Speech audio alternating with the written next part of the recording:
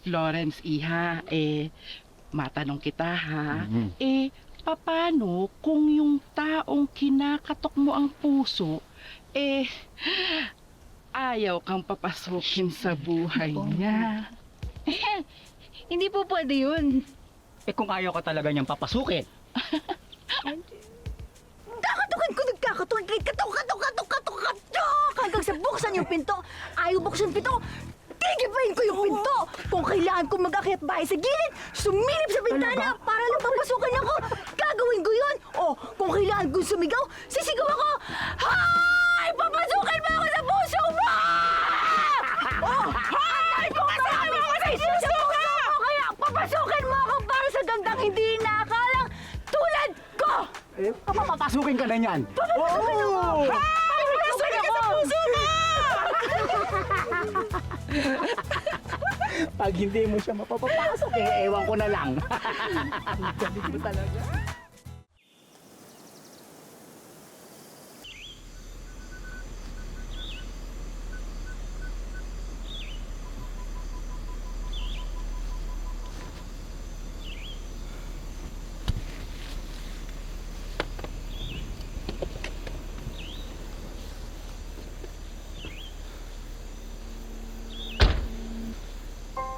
Problema na ito.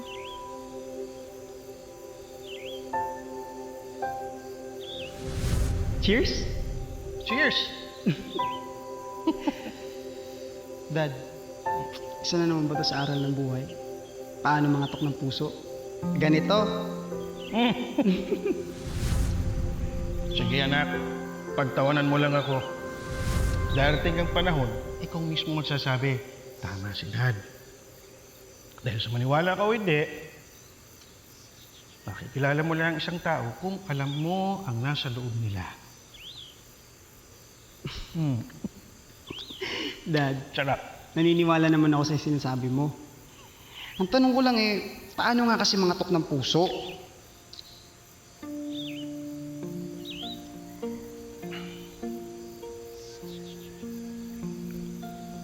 Alamin mo ang kwento ng buhay nila. Makinig ka ng walang pangungutya o pangunghusga.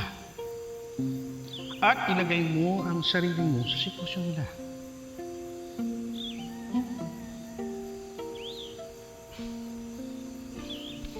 Okay. Pero Dad, di naman darating yung time na may kakatok ng puso ko. Kasi ako ang makakatok ng puso, Dad. Pag manliligaw na ako. Puro ka kalokohan. Pero Dad, ikaw bang kumatok sa puso ni Mami? Ang mami mo, baliktad. Siya ang unang kumatok sa puso ko. Talaga? Wow. Aggressive pala si Mami Siya pa nag-first move sa'yo, Dad Pati second and third move. Ikaw muna. Kung naririnig ako.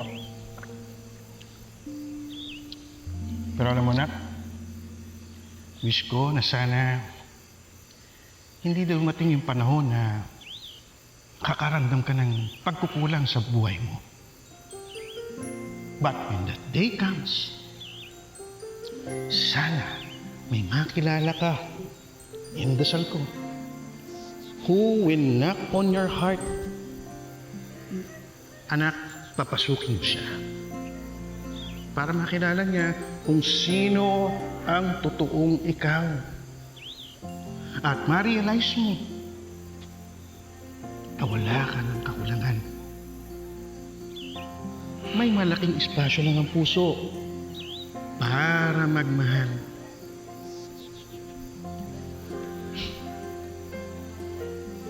Ang buta-buta ako ng sahod. Pangatlo mo na yun.